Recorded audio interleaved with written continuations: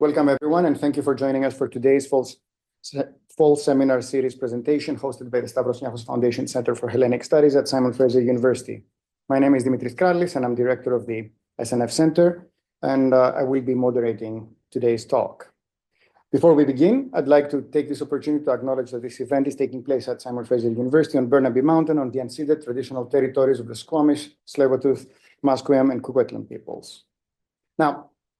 I'm pleased to present today's speaker, Ethan Schmidt.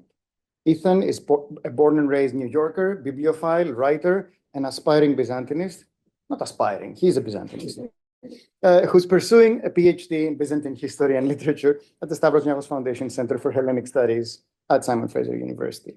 His doctoral research is concerned with the crisis of Constantinople and its monuments, especially in their capacity both as expressions of self-confident civic humanism of the literati in the years before the Fourth Crusade and as a poignant and emotionally charged text designed to evoke the splendors and antique heritage of a world irrevocably lost after that disastrous event. His talk today is focused very much on the same period, and is titled The Continued Prominence of the Learned Elite in Komnenian Byzantium. And let us start. Thank you, Dimitris, and thank you, everyone, for coming. This paper has emerged out of a series of questions which have occurred to me in my study of Komnenian literature regarding the social conditions of the period and the status of the literati and the bureaucrats from whose ranks most of the authors of the period were drawn. Chief among these has been an interrogation of trends of aristocratization in late-11th and 12th century Byzantine society, which has long been contended to be a defining feature of the period in question. Though such tendencies certainly existed during the Komnenian era, they seem neither to have been peculiar to it, nor, would I argue, did they impinge upon the authority and power of the traditional civil bureaucracy, which continued to play a critical role in the governance of the empire, despite the fact that it has often been sidelined in the historiography of the era. At the core of this project, which is admittedly in its most nascent stages, is a broader desire to understand some of the political and institutional mechanics at work during the Komnenian period, and to bring to bear revised ideas regarding the nature of Byzantine governance into our discussion of the topic. Ultimately, the goal of this paper is not necessarily to argue every point definitively, but to raise questions which might lead us to a more balanced view of this period of ferment and richness, and to invite dialogue and critique. According to the following traditional and oft-repeated narrative, the power of Byzantium's scholar bureaucrats reached its apogee in the middle 11th century. An extended period of relative tranquility and wealth afforded by the successes of the Macedonian dynasty allegedly permitted the bureaucracy to expand, allowing for an unprecedented degree of social mobility and a multiplication of opportunities for educated men from the middle ranks of society who could leverage their education, their paideia, into a career in government with all its attendant benefits. This was accompanied by an intellectual ferment personified by the careers of figures such as Michael Psellos, Michael Ataliatis, Christoforos Mytilenaios, and others. Yet this halcyon age came to an end. The devastating crises of the late 11th century were only halted by the seizure of imperial power in 1081 by Alexios I Komnenos, a representative of a Paphlagonian military family, and his coalition of allied magnates, or dinati, who managed to prevent the collapse of the empire. In attempting to stabilize the situation, however, Alexios concentrated political power in the hands of his relatives by blood and marriage, severely reduced the size and prominence of the bureaucracy, and embarked upon a program of austerity and moral reform which led, among other things, to the trial of the philosopher Ioannes Poutzes and the end of some of the promise of 11th century intellectual culture. Though the puritanical moral tone of the court would not long outlive Alexios or his formidable mother, Anna Dalasini, being categorized by a febrile atmosphere of erotic misadventure and intellectual and religious heterodoxy by the middle of the 12th century,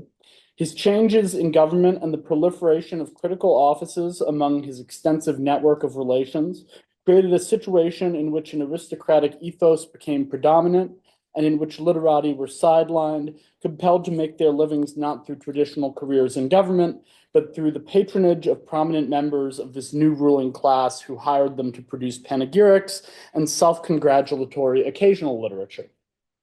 The extended Komnenian family, meanwhile, engaged in ambitious dynastic policies which led them to intermarry with Caucasian, Russian, and Latin aristocracies, and presumably to absorb some of their mores. This is most typically illustrated in traditional historiography by Manuel the First Komnenos' famous interest in jousting,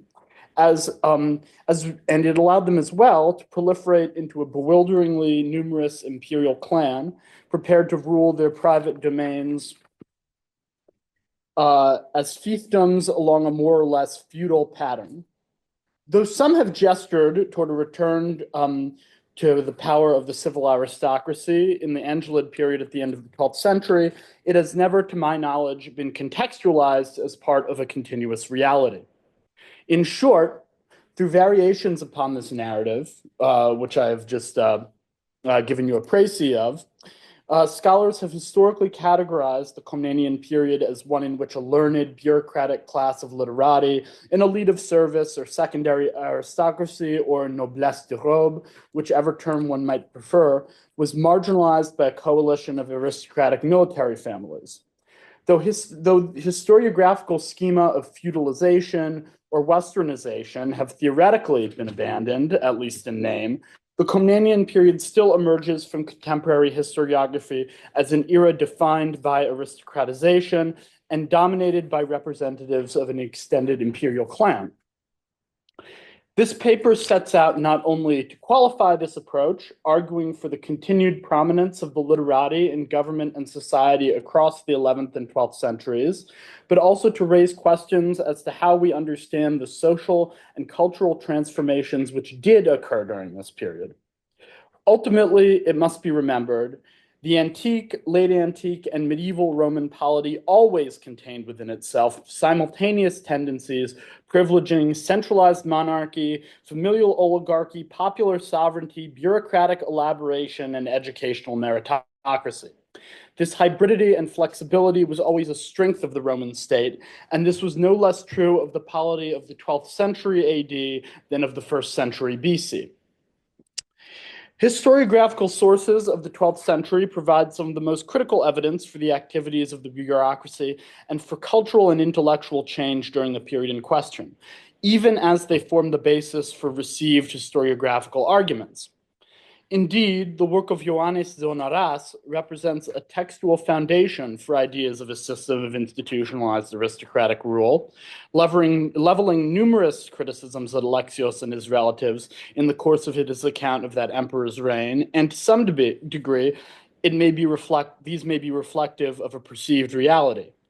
But it is also critical to remember that Zonaras, himself a literatus, held the positions of proto-secretis, or chief secretary to Alexios I Komnenos, as well as a series of important judicial offices during this period of supposed austerity. Moreover, this very intimacy with imperial affairs and the imperial family invites further scrutiny, given the fact that having moved in such circles, it would be difficult to write with total objectivity. Thus, for our purposes and in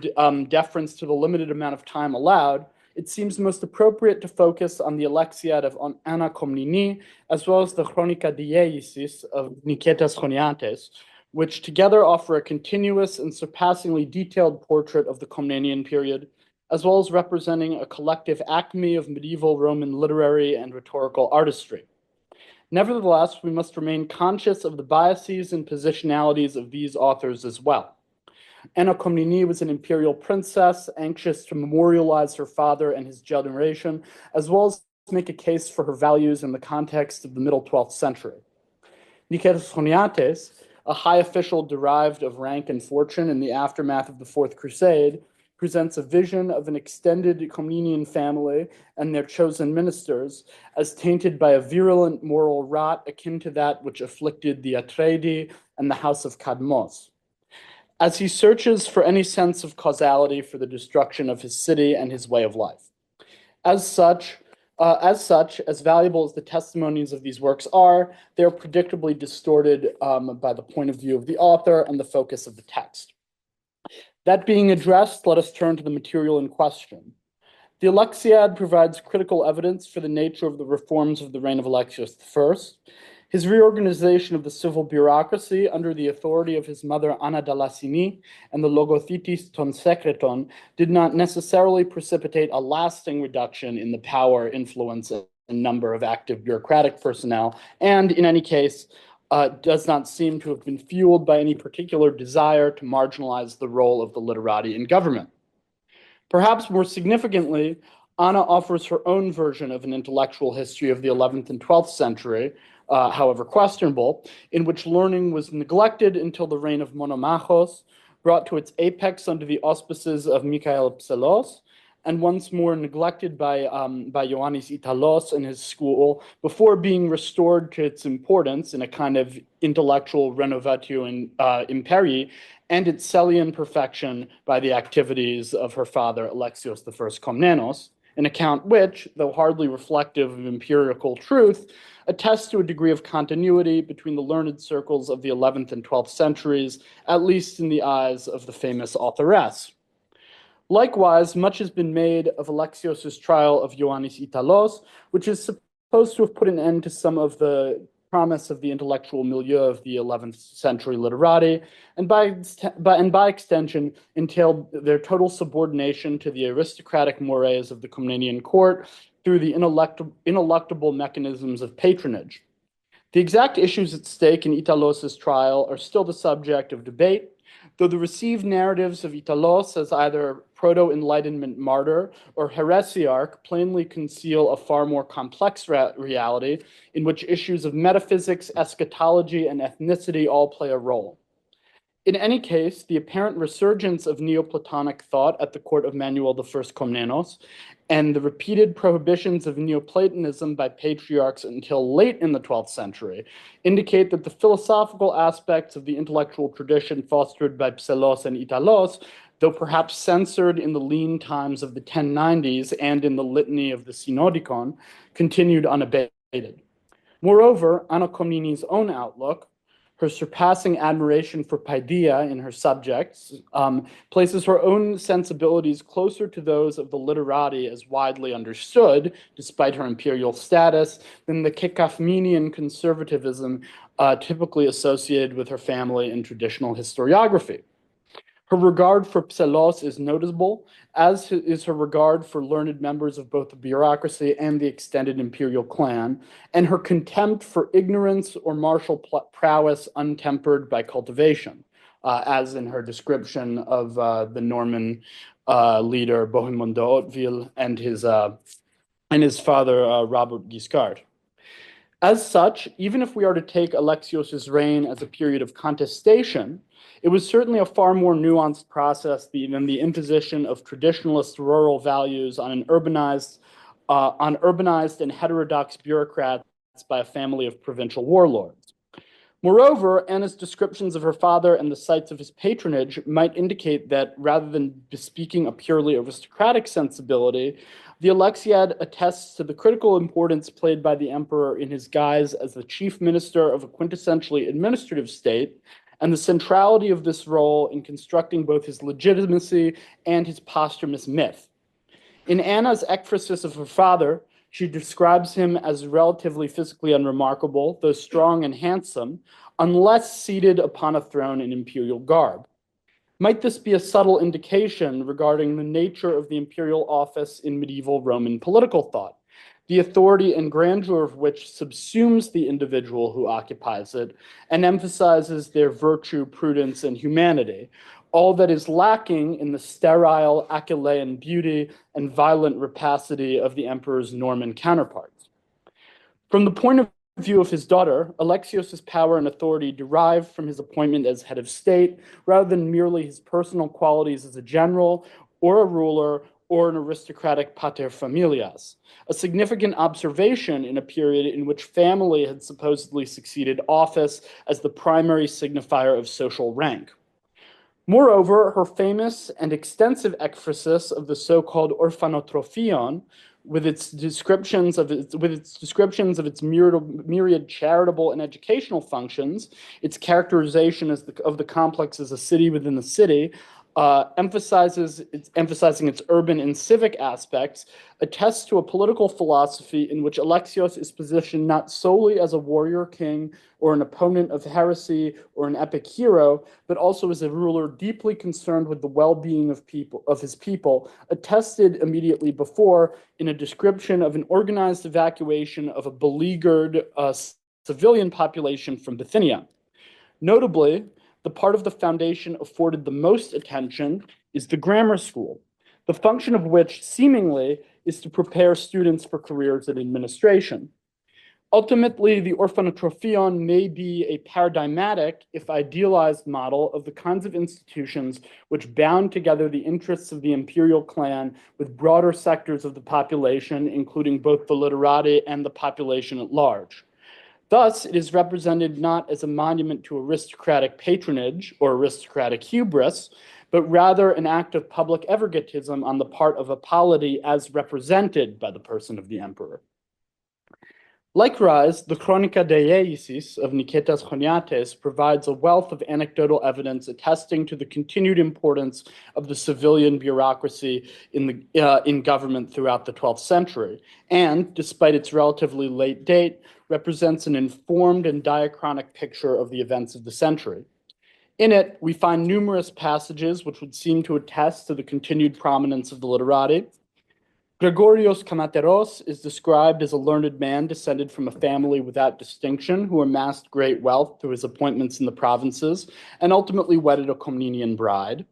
Ioannes Poutzes, collector of public revenues under Manuel I and plainly a representative of the bureaucracy rather than the Komnenian nobility, also amassed a large fortune through government appointments, and in an episode lampooning his avarice, is regularly described as processing in finery along with an entourage between the Great Palace and Vlachernae. Theodoros Styppeiotes enjoyed a meteoric rise from imperial secretary to epitukanikleou, to messazon or chief imperial minister, after ousting his rival Ioannes Theodoretes, also a member of a bureaucratic family, and he was ultimately married to Evdokia Komneni, a niece of the Emperor Manuel, before falling from grace. Theodoros Pantechnes, an eparch of the city, a literatus of relatively middling, perhaps artisan origins, as his surname suggests, is described as having his palace looted by rioters in the course of a struggle for the throne in the aftermath of the death of Manuel I Komnenos. A certain Mamalos, from an otherwise unattested family, was personal secretary to the boy Emperor Alexios II Komnenos, and was apparently of sufficient power and importance that Andronikos I Komnenos had him burnt alive in the hippodrome in front of a horrified crowd, and other members of the civil and ecclesiastical bureaucracy fell victim to Andronikos's purges of the nobility, broadly conceived. Though others appear to have supported his party, as attested independently by Nikolaos Messarites' funeral oration for his brother, a partisan of Andronikos, and by Choniates' evocative description of certain bureaucrats dancing in indecent koraks in celebration of his seizure of power. Ephrosyne Kamaterina, a descendant of the aforementioned Gregorios Kamateros, was married to the Emperor Alexios III Komnenos and served as an influential and, if we are to believe Choniates, somewhat sinister power behind the throne, while her sister married Mikael Strithnos, a literatus who advanced to the position of Megas Dux. Niketas Choniates himself occupied a series of high positions under Isakios II Angelos and Alexios III Angelos, eventually being named governor of the strategically important and proverbially religiously fractious city of Philippopolis, and then Megas Logothetes, a title equivalent to the Logothetes ton secreton of the early decades of the century. Niketas' brother Michael, a prominent literary and historical figure in his own right, was a politically potent and learned bishop of Athens, while his Belisariotes brothers-in-law occupied a succession of high-ranking posts, including that of Eparch of Constantinople. In short, the primary historiographical source for much of the 12th century is replete with references to civil officials occupying the highest echelons of power and, moreover, implies that the charmed marital circles of the imperial family were not entirely closed to them. References in Choniates to a discarded nobility might just as easily refer to those families of Eastern Dinati deprived of their lands in the aftermath of the Turkish invasion of Anatolia and forced to settle in the capital and take up careers as literati in the government, such as the once eminent Scleri did, rather than the literati who had supposedly been deprived of their offices by administrative reforms promulgated under Alexios I Komnenos and his successors. Moreover, the literati remained critical to the running of the empire and, as Smirlis has demonstrated, the running of aristocratic houses and estates. They staffed both the civil and ecclesiastical bureaucracies and the legal and medical professions, in addition to working as professional rhetors for aristocratic patrons, a role to which they have often been relegated by historians on the basis of the testimony of writers such as Ioannes Poutzes, whose brilliance, fortunately for the student of literature, was not enough to procure for him a government sinecure or career. In the course of the tragic climax of the Chronica Dieisis, it is the Senate, that highest order of the bureaucracy, which assembles in Hagia Sophia along with the clergy and the people of Constantinople to elect a new emperor, even as the Latin Crusaders begin to burn and loot the ancient and venerable capital. The civil bureaucracy was, in short, indispensable, ubiquitous, and central to the functioning of the empire, even in a moment of what proved to be mortal crisis. What then of other evidence beyond that afforded by historiography? What was the role played by institutions in the continued prominence of the literati? And what may we say about the evidence for the prestige attached to such positions? It seems appropriate, first and foremost, to address the question of the consolidation of Constantinopolitan intellectual life under the auspices of the Patriarchate by Alexios I Komnenos, often interpreted as a means of rendering orthodox a previously heterodox group and placing them under the authority and surveillance of the Church. Yet, as Michael Angold has demonstrated, such an intervention had much to do with the need of the state to draw upon its foremost intellectual talent to run the ecclesiastical bureaucracy. Moreover, numerous other educational institutions flourished in the capital, privately or semi-privately, as they had in former times, with no attempt on the part of the Komneni to suppress them or reform them along the lines of the patriarchal school, which itself came to resemble its 11th century predecessors in terms of its intellectual vitality and potential heterodoxy. The Timarion, though critical of its subject, attests independently to the continuity of Constantinopolitan learned circles during and after the reign of Alexios I Komnenos through its depictions of prominent intellectuals of the time engaged in a perpetual chthonic salon in the underworld. One of the most compelling pieces of evidence for the uninterrupted prominence of the literati in Komnenian society is perhaps the most obvious. The fact that throughout the century, both metropolitan and provincial families of relatively modest means continued to invest in the acquisition of paideia for their children, sending their sons across great distances to receive their educations or to take up positions in the capital, in the hopes that it would lead to a career in the bureaucracy, and in the certainty that such an education conferred its own intrinsic opportunities parallel to the government positions for which such young men were ostensibly trained. Much as Psellos, Italos, Mytilinaios, Mavropous, and Xyphilinos received their educations and made their careers in Constantinopolitan circles, so did their 12th century epigones such as Tzitzis, Prodromos, Kalliklis, Basilakis, Manassis, Italikos, Mesarites, Choniates, and others. Some seem to have been natives of the capital, others came from further afield. Even so, while the origins of many literati are obscure and indeterminate, it is nevertheless indisputable that they were sent out from the capital to every corner of the Roman oikoumeni, whether as civil or ecclesiastical officials, and that they performed a critical connective role in the integration and functioning of the empire.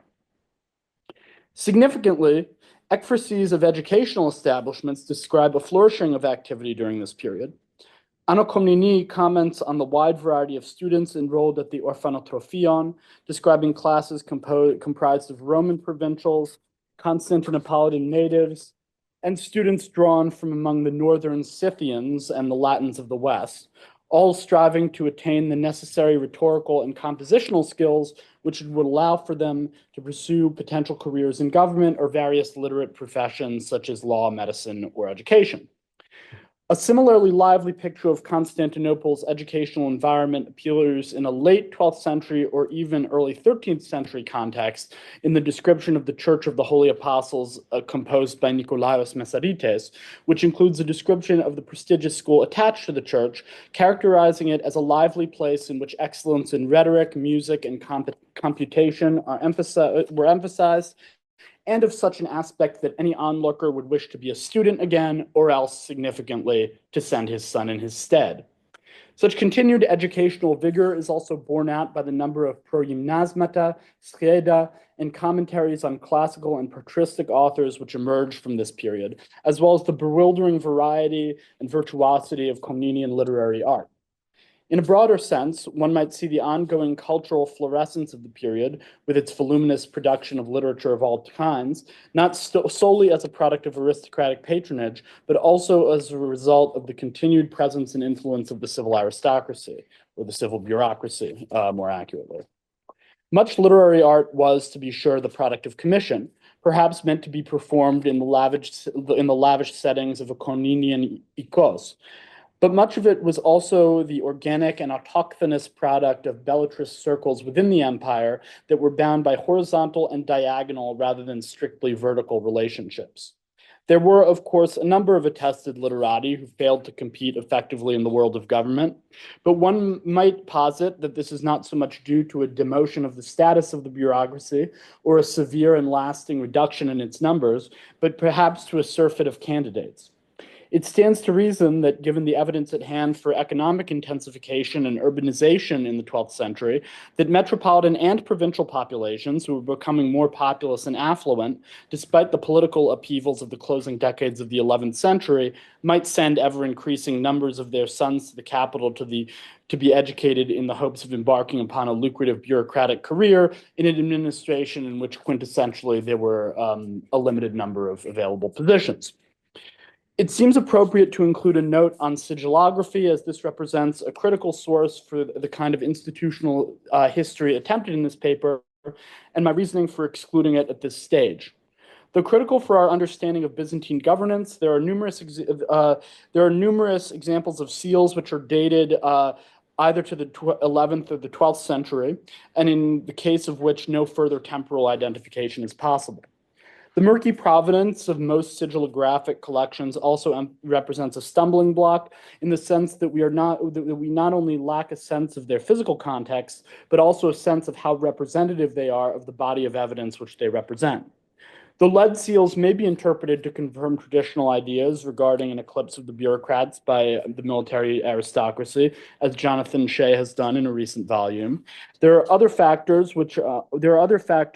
may have skewed the evidence, such as an expanded use of wax seals and therefore signet rings or similar devices, as opposed to lead seals and bouloteria, which could have been brought on either by changing fashion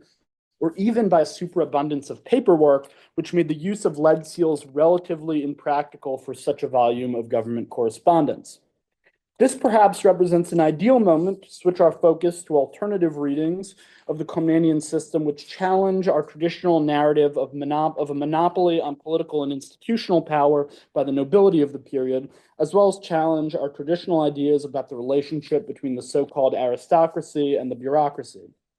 Some of the questions under discussion have been addressed in a seminal article by Smirlis, in which he draws attention to the fact that even as the great households of Komnenian dynasts were concentrated in Constantinople and urbanized by the loss of Anatolia and widespread unrest in the Balkans, rather than necessarily importing a culture of decentralized governance into the capital, these oiki became bureaucratized, almost departments of government, with their own extensive staffs of functionaries which served to tie them to the central apparatus.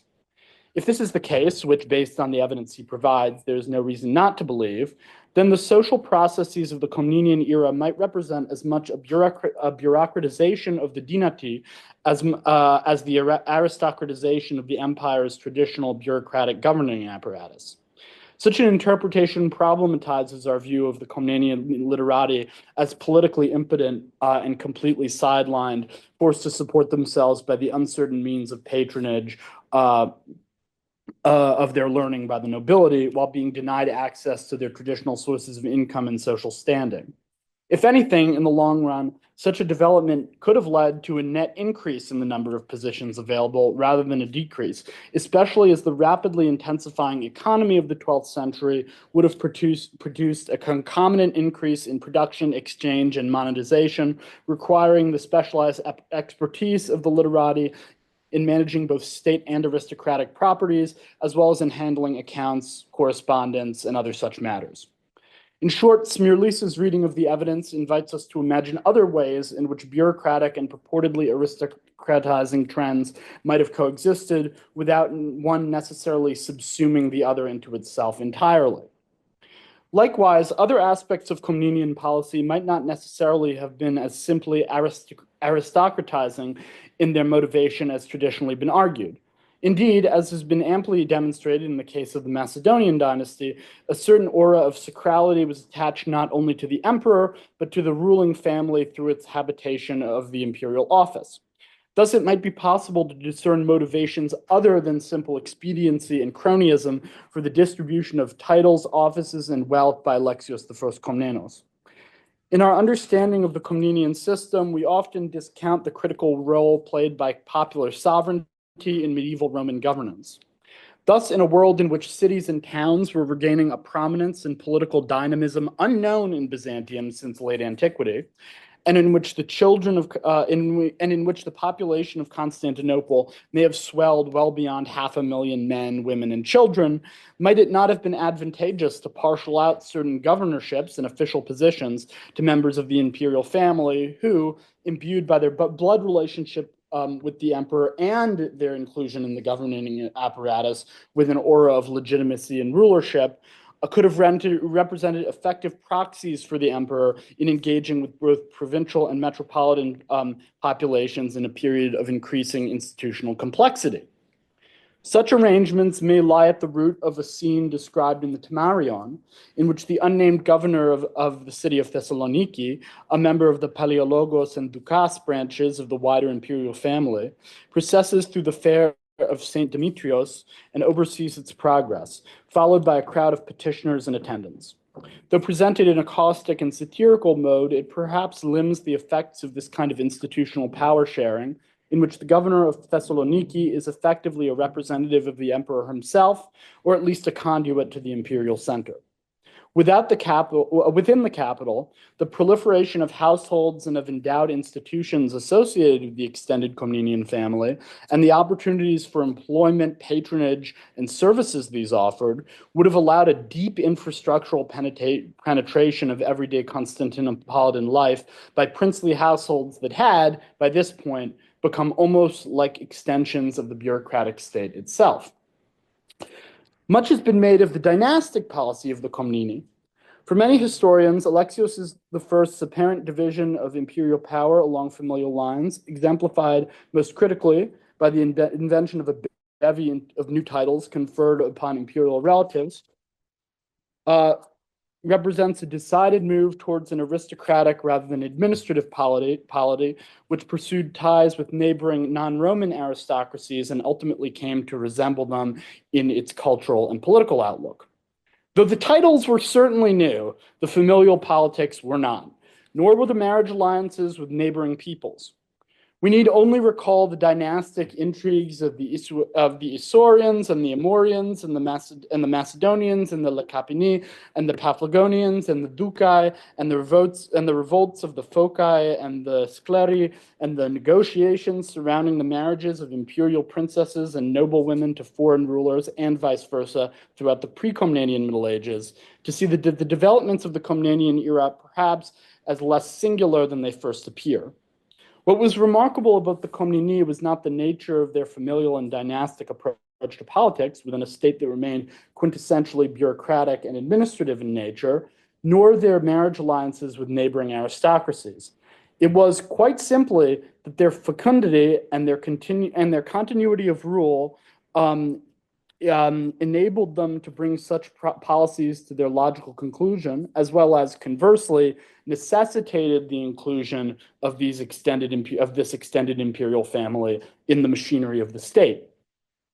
One might also view the decision to relocate the imperial residence from the traditional environs of the Great Palace to the complex of Vlachernae not so much as an attempt on the part of the Komneni to separate themselves from their subjects in a leafy suburban palace where they could more easily pursue traditionally martial and aristocratic pursuits, far from the prying eyes of civil officials and ordinary subjects, a kind of Komnenian Versailles, but rather as something else entirely.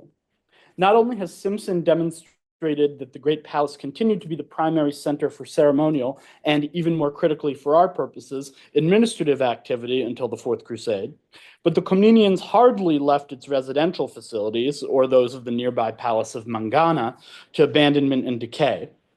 One might even imagine a situation in which the Great Palace had become so central a bureaucratic space, so crowded with functionaries, petitioners, secretaries, and all the vast personnel of the Byzantine civil service, that it ceased to be a comfortable place for the imperial family to reside, despite its size, grandeur, and antiquity. And this in turn necessitated the extensive remodeling and occupation of the long pre-existing Palace of Vlachernae. In any case, the construction of pavilions and other such buildings at the Great Palace continued, as preserved in Niketas Choniates' brief ekphrasis of the so-called Mukhrutas, an edifice in Persianate style constructed by Manuel I Komnenos, adjacent to the church of the Theotokos of the Pharos. Furthermore, the Vlachernae, though it was admittedly far from the traditional late antique center of the city surrounding Hagia Sophia, the Great Palace, the Hippodrome, and the Acropolis of ancient Byzantium, as well as the Forum of Constantine, it was not so isolated as one might imagine, standing as it did on the Golden Horn, or a little beyond the western terminus of a line of commercially active waterfront neighborhoods and mercantile cantonments, which, if we are to believe certain reconstructions of 12th century Constantinople, or the comparanda from the Ottoman cityscape, were perhaps the most densely populated areas in the city. Thus, Vlachernae might not necessarily have enjoyed the splendid isolation that has traditionally been credited with in modern scholarship. Moreover, the relocation to Vlachernae could have included other intended effects. As Choniates' account of the activities of Ioannes Poutzes, as well as the narratives of other Komnenian triumphs attest, processions between these and other sites allowed for opportunities to interface with the populace and to demonstrate the splendor and legitimacy of the imperial line to an urban population who, time and time again, had been known to turn on and depose their ruler, as well as to provide him much needed support in times of political strain, and whose voice, though conceived as collective, was integral to imperial legitimation and consensual governance. This was likely the case even when the emperor possessed along the shore in a flotilla of the Golden Horn in a flotilla of ships from one area of the city to another. For what was comprised in the case of intimacy with the imperial person was strengthened. What was compromised in the case of intimacy with the imperial person was strengthened in terms of the overall visibility of his presence. In summation, this paper has aimed to raise certain questions regarding the place of the Komnenian bureaucracy in the social and political world of the 12th century, and, more specifically, to argue for the continued prominence of the literati as a group in the administration of the empire. At the same time, I've tried to extend my focus to problematizing received understandings of the motivations behind the institutional changes enacted under the Komnenians, which have traditionally been interpreted as emblematic of a new aristocratic ethos, as a triumph of the martial culture of the eastern frontier over the quintessentially civilian governing culture of the metropolis and its literati. As a final remark, I would like to draw attention to the ways in which the narrative of Komnenian aristocratization has continuously appealed to the prejudices and anxieties of contemporary historiography. Whether in the form of teleological narratives which position aristocratization or feudalization as a necessary step toward Weberian modernity,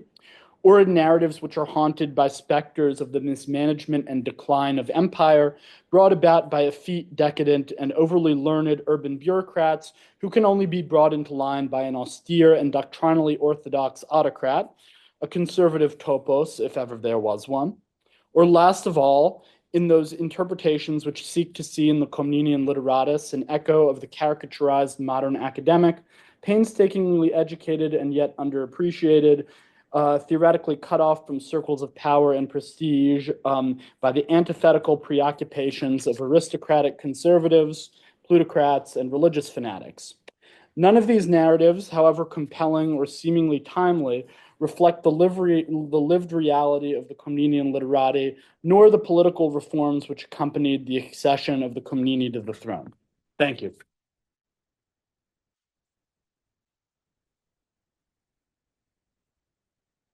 Very much on time, and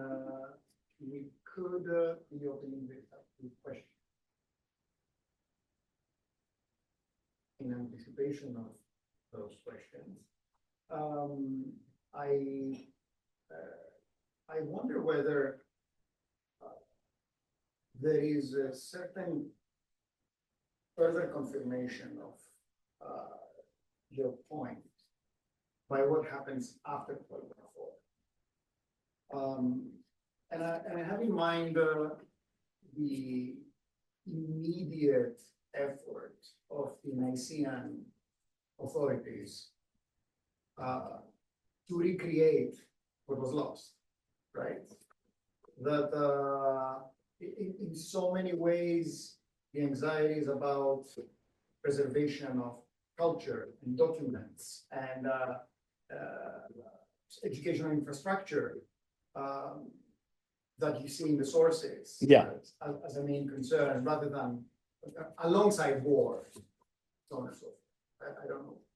I mean, I think absolutely that's definitely like a fruitful avenue of investigation. I could absolutely see that. And it is really striking the degree to which, this educational infrastructure and this bureaucratic infrastructure is an immediate priority, not, in Nicaea and from what we know of in other successor states as well. I also think it raises important questions about some other figures from the same period, who occupied posts in the bureaucracy and then go on to form short-lived sort of separatist states in the Leon Skoros in the Peloponnese, who have these, who presumably are able to do this because of the importance that's vested in them as this sort of connective office in the Roman world.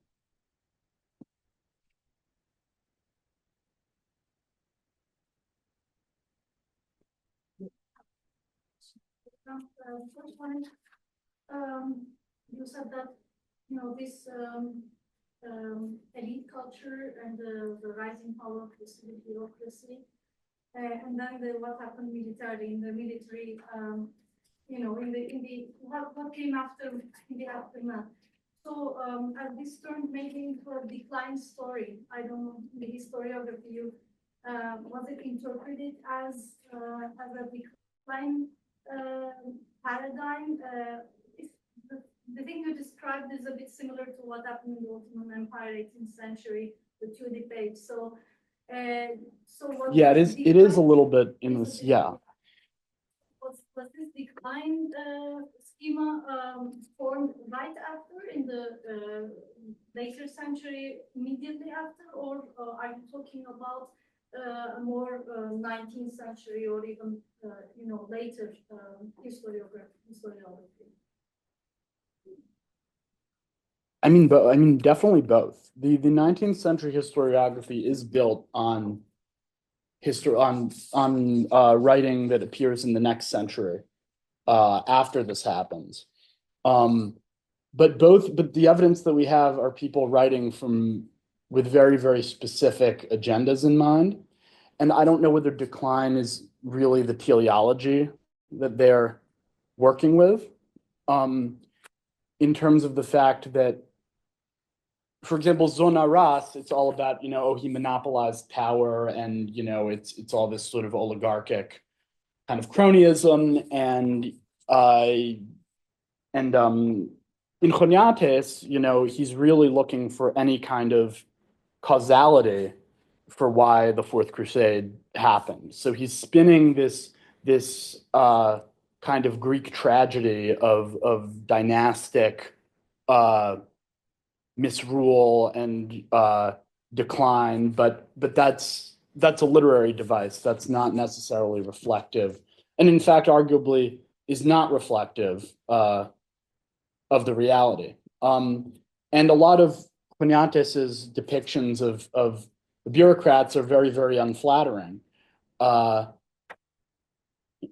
largely because of this, largely because of the sort of, because of course, we don't have these people's own writings on themselves. But I do take, with a grain of salt, the sort of narrative of decline that exists in the relatively contemporary Byzantine sources.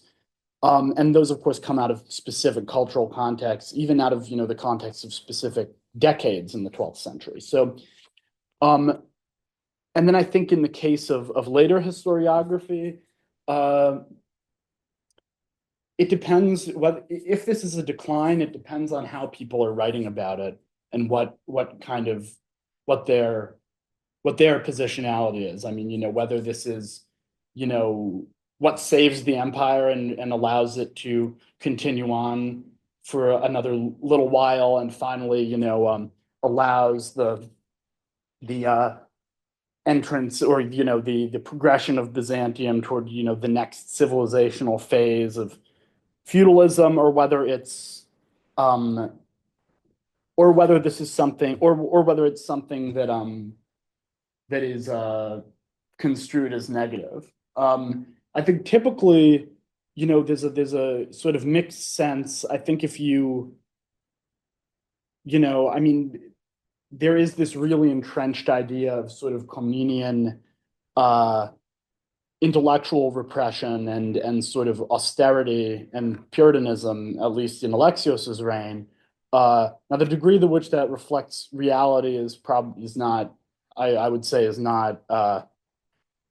doesn't really reflect a reality that we would recognize if we could get in a time machine. But it does, but it is something where if you're working in the sense of intellectual history, then and sort of cultural history, then this is generally conceived as a bad thing. And if you're working in political history, it kind of depends on what angle you're coming at this from. But in either case, it's kind of dehistoricized. It doesn't, it reflects what we think happened based on, older interpretations of sources that weren't really properly contextualized or treated as, literary constructions, if that makes sense. Yeah. I was wondering, so you mentioned that the lands lost in Anatolia, and the elites probably they're moving there to Constantinople. I wondered in the learning of these elites who came from the East, did they have a different curriculum? Were they exposed to a different curriculum because they were close to, other No. population groups? I don't think so. And I think, everyone is to some degree close to another population group. There's all kinds of people, living in Constantinople at this time. But no, you don't see sort of quantifiable or identifiable sort of Abbasid or Armenian influence. So the education that, the debate sort of about how educated these people would have been and what the situation was. But I suspect that there was a startling degree of uniformity in elite educational practice wherever in the empire you were. And that's kind of the nature of this, the connective qualities of paideia is that this is possible, that this is a common and kind of to a greater or lesser degree standard kind of cultural inheritance. On this though, that doesn't mean that you cannot bring into the Constantinopolitan reality aspects of your sort of liminal experience. Because if you think of Simeon Seth or what's the name of the guy in Melitini who we saw last year in the paper at the BSc. Yes. They're playing with Kailavedin and sort of Indian Arabic texts that are now brought into Constantinople and translated. So there are these influences, but then once you arrive in Constantinople, everything is put through the grinder of the Greek rhetorical education and literature and integrated within. And these texts, the people who are Simeon Seth and the people who are, it's not members, of these of this particular class of people who are doing this. And the degree to which something like that, I think you could see an interesting dynamic, for example, in the composition of Ioannes Poutzes, which was traditionally seen as this, great epic that reflects this sort of martial world of the Eastern frontier.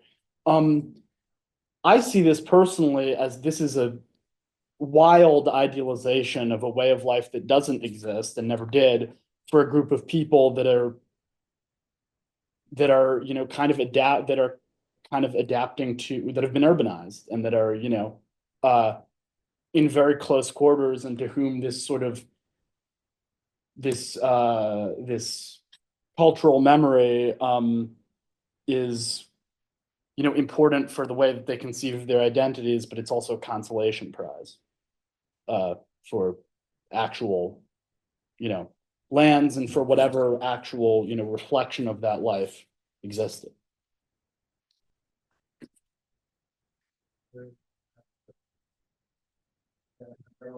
This is exciting. It seems like you're really proposing a kind of shift, challenging some, you said, entrenched ideas. And I guess I'm just curious what you see some of the broader implications being, and if you're viewing this period in this kind of different perspective, does that change the way we go back and read some of these texts produced by this literati kind of class? I think it does, in the sense that we can get away from this idea of the search for whichever particular Komnenian patron commissioned this, and more into, okay, what are the contextual clues within the text itself, and what is this trying to say in that context. I think also I think an important piece of this is that it places the Komnenian period, which is generally seen as sort of transitional in a way between the early and the late periods, and I think it firmly ties it backwards to the 10th, 11th, centuries, etc., as opposed to kind of bring it forward. Although I would argue actually that the real perhaps point where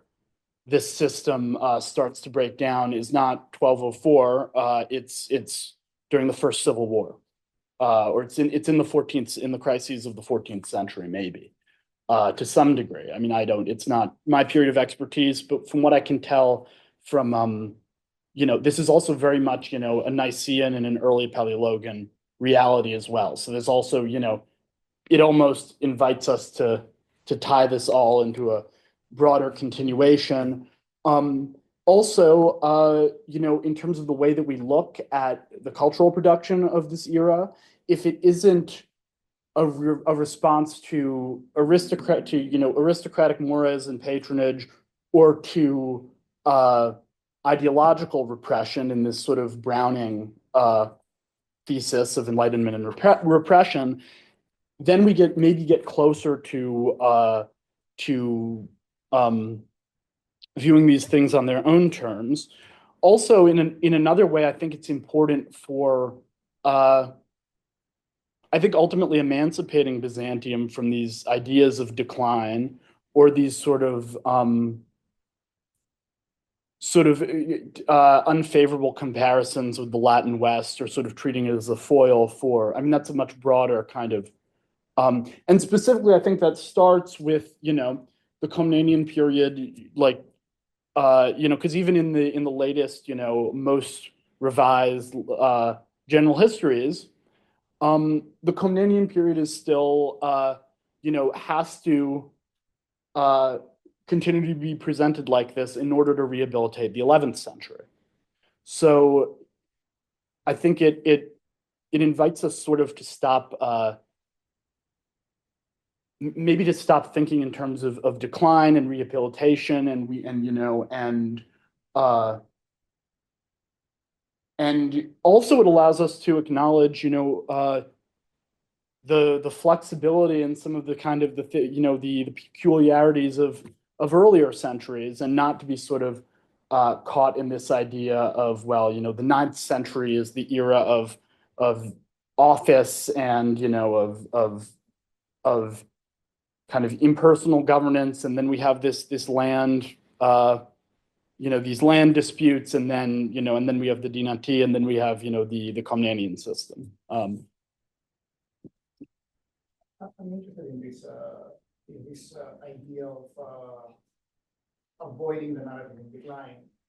to some degree, because I'm very uncomfortable with the attempt to avoid the narrative in decline. Because at some point things end, and Byzantium does suffer catastrophic failure at some point. In the same way that I'm uncomfortable with sometimes with the narratives of Ottoman decline. Well, it ends. So how does it end? I think that, however, what these kinds of approaches allow us to consider are challenges to the straightforward causal narratives that construct decline, where you have very specific components of what leads to catastrophe, and allows us to consider even things that are usually received as positive, say urban growth and development,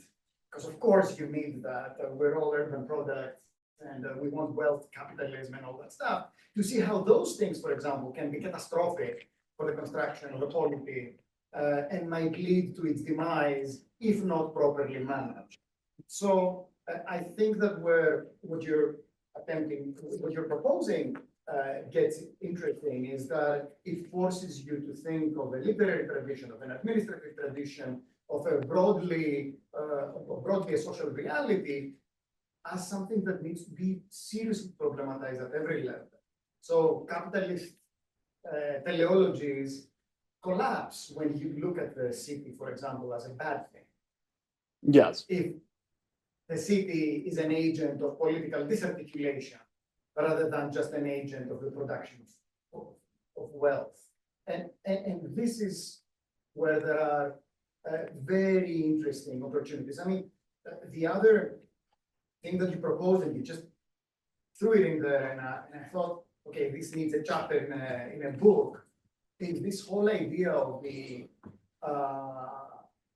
sovereignty being shared through the diffusion of aristocratic members of the family throughout the empire. I almost had this image, of Hobbes's Leviathan, the Leviathan. And I also, all these mini Leviathans are being sent in the provinces to have a communication with a polity. So it's not just a monarch at the center, they all exist provincially. Well, okay, that would be a very new way of thinking about how aristocracies can be integrated in models of sovereignty that also sort of take into account popular input. And if we were to do that from the Byzantine perspective, we would be adding something to ways of theorizing Western models of understanding politics, Yeah. right? So there's almost too much there. Yeah, I mean, but, there's so much in here. yeah. I actually have, in terms of cities and disarticulation, I think it's actually quite remarkable the success with which that they're able to integrate these cities until the center is destroyed. Yeah. And then the cities become important for the survival of these successor states. So I don't necessarily see this as a process of disarticulation, even though it very easily could have been. And there are certainly centrifugal tendencies associated with this. But at the same time, they're remarkably good at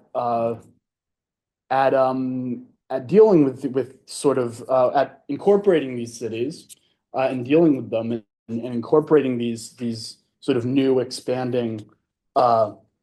populations. And presumably the bureaucracy is one way in which this is done, but also they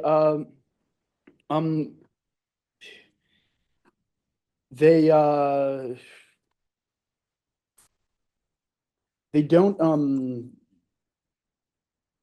they also serve as places in which I'm sorry, I lost my train of thought, but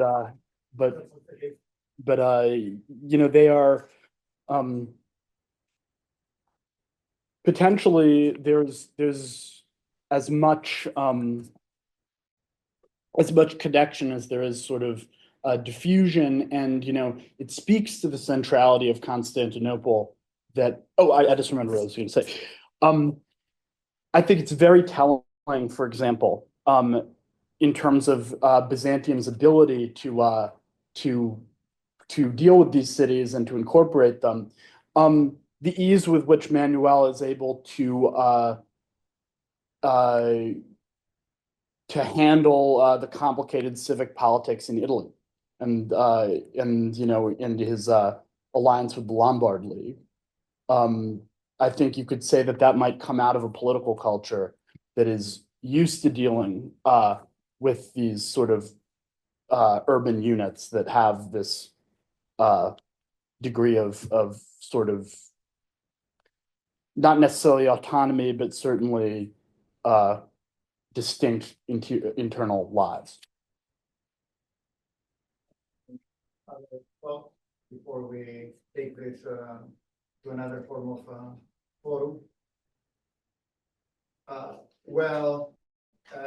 if there's no more, then I hope that we can altogether thank our speaker for a stimulating talk. Thank the audience